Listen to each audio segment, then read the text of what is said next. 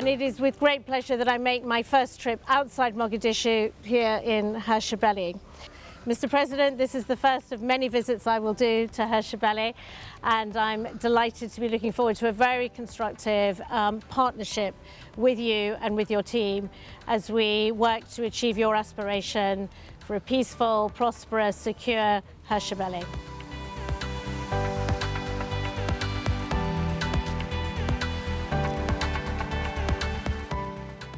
We focused in particular on the recent flooding crisis that you are facing and committed to the full support of the UN countries, programmes and agencies to come behind the very good efforts of the government to try and ensure that the immediate needs are met, but just as importantly that we invest in the long-term flood defences and so on to ensure there are sustainable solutions.